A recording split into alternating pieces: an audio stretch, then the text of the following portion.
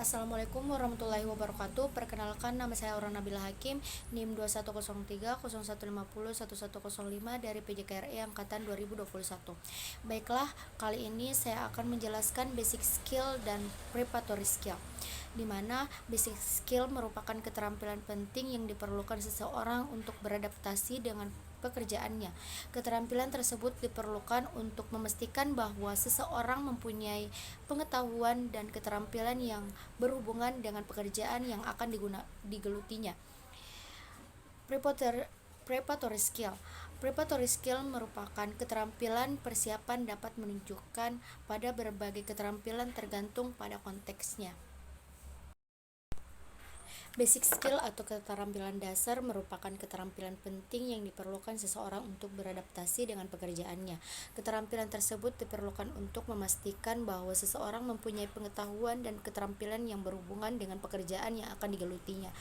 Beberapa keterampilan dasar yang diperlukan untuk suatu pekerjaan antara lain komunikasi, presentasi, pemahaman pelanggan, keterampilan komputasi, matematika, kemauan untuk belajar, dan banyak lagi.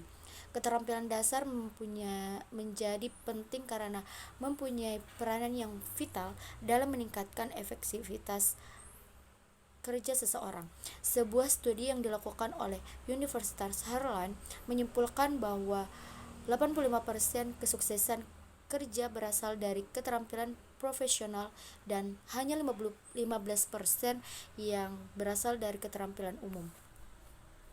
Ada beberapa jenis keterampilan yang dapat dimiliki seseorang, antara lain hard skill, soft skill, transferable skill, upskilling, dan reskilling. Hard skill adalah keterampilan yang dapat ditransfer seperti manajemen proyek, keterampilan manajerial, membangun tim, membangun risiko, dan penetapan tujuan dan pemecahan masalah. Sedangkan soft skill adalah keterampilan sosial yang melekat pada diri sendiri, seperti komunikasi, kepemimpinan, kemampuan beradaptasi, etika, pengambilan keputusan, manajemen waktu, dan resolusi konflik. Keterampilan yang dapat dipindah tangankan adalah keterampilan yang dapat digunakan dalam berbagai pekerjaan, sedangkan peningkatan keterampilan dan keterampilan ulang adalah proses pembelajaran keterampilan baru atau peningkatan keterampilan yang sudah ada. Manajemen diri juga merupakan keterampilan penting yang harus dimiliki seseorang.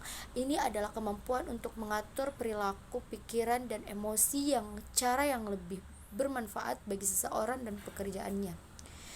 Mengembangkan manajemen diri adalah proses introspektif yang membutuhkan penyelamaan mendalam yang jujur dan dalam kecerdasan emosional, pengendalian diri, dan gaya kepemimpinan seseorang, di mana mereka menentukan seberapa besar mereka sebenarnya mengatur diri mereka sendiri.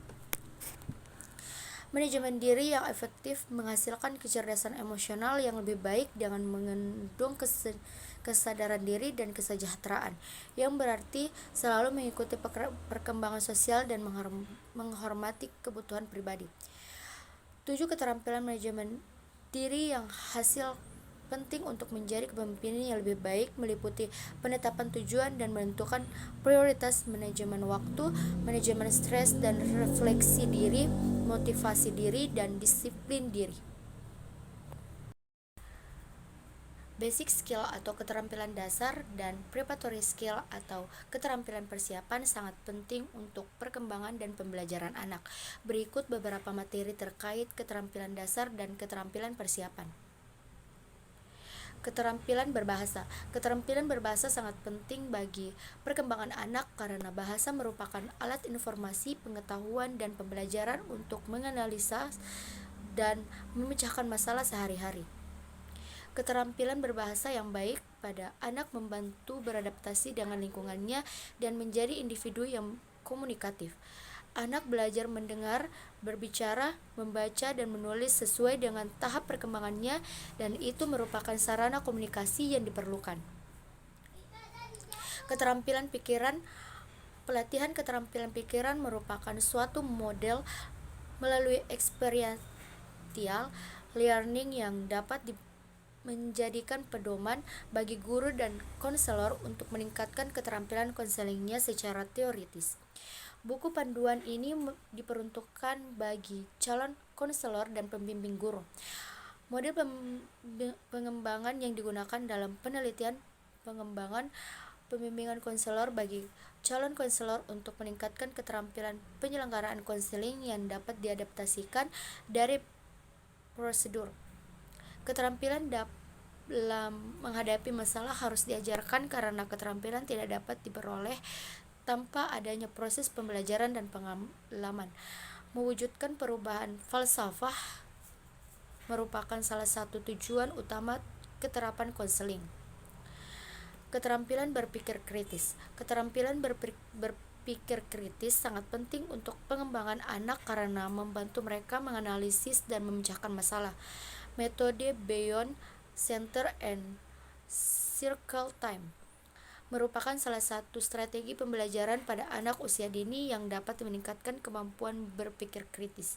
Metode BCCT merupakan pendekatan pembelajaran berbasis bermain yang mendorong anak untuk bereksplorasi dan bereksperimen dan menemukan hal-hal baru. Keterampilan mendengarkan.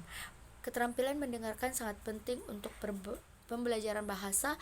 Sebuah studi tentang keterampilan mendengarkan dan perspektif pada mahasiswa tahun pertama dan jurusan bahasa Inggris tahun akademik 2015 sampai 2016 menemukan bahwa keterampilan mendengarkan sangat penting bagi siswa untuk memahami bahasa Inggris lisan.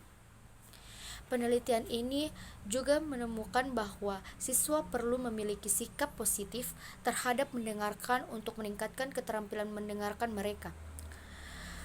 Literasi digital merupakan keterampilan dasar yang mencakup 4 indikator kompetensi dasar TIK, keterampilan informasi, kesadaran media, dan pemikiran komputasi. Literasi digital dan dijadikan sumber belajar bagi calon guru di Indonesia untuk meningkatkan keterampilan pengajarnya. Desain ke belakang. Desain ke belakang merupakan pendekatan kurikulum dalam mengajarkan bahasa yang diawali dengan spesifikasi hasil belajar yang diinginkan. Backward dan Design Model atau BDM merupakan model yang dapat digunakan untuk merancang pengalaman belajar yang efektif dan bertahan lama. BDM membantu guru untuk memiliki pemahaman yang baik tentang pengetahuan prosedur pembelajaran dan juga membantu siswa untuk meningkatkan kemampuan bahasa Inggrisnya. Self-talk merupakan dialog internal dengan diri sendiri yang dipengaruhi oleh pikiran bawah sadar, keyakinan, pertanyaan, dan gagasan diri. Ada 2 jenis self-talk, positif dan negatif. Pembicaraan diri sendiri yang positif cenderung berfokus pada gagasan seperti, saya akan mampu melakukan ini dengan lebih baik lain kali, atau saya akan belajar dari kesalahan saya sebelumnya. Sedangkan pembicaraan diri sendiri yang negatif dapat merugikan diri sendiri dan membuat segalanya menjadi lebih sulit. Macam-macam jenis self-talk yang terjadi tergantung pada kepribadian masing-masing orang. Bagi seseorang yang optimis, self-talk merupakan biasanya lebih penuh harapan dan positif. Sedangkan seseorang yang pesimis cenderung memiliki self-talk yang lebih negatif. Self-talk dapat berdampak positif dan negatif sebagai kesehatan mental. Self-talk yang positif dapat membantu mengurangi perasaan kesepian, kecemasan, dan depresi. Sedangkan self-talk yang negatif dapat merusak kepercayaan diri dan berdampak negatif. Self-talk juga dapat membantu individu melakukan refleksi diri, memberikan afirmasi, dan mengekspresikan emosi yang dirasakan terhadap pengalaman yang tidak menyenangkan. Berikut beberapa manfaat self-talk. Mengurangi perasaan kesepian, kecemasan, dan depresi. Meningkatkan vitalitas dan kepuasan hidup.